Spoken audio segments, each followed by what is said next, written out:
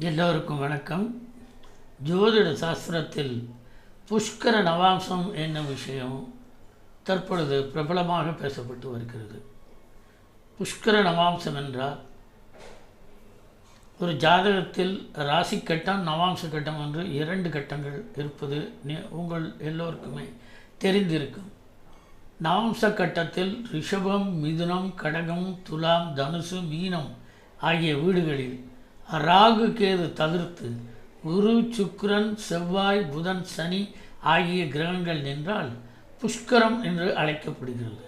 புஷ்கரம் பெற்ற கிரகங்கள் ஆட்சிக்கு நிகரான பலம் பெற்றதாக கருதப்படுகிறது.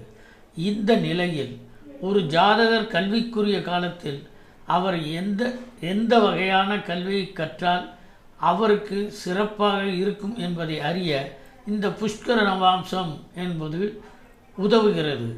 ஒரு ராசி கட்டத்தில் எந்தெந்த நட்சத்திரங்களின் பாதங்களில் கிரகங்கள் நின்றால் நவாம்ச கட்டங்களில் புஷ்கர நவாம்சத்தில் கிரகங்கள் நிற்கும் என்பதனை அடுத்த காணொளியில் நாம் காணலாம்.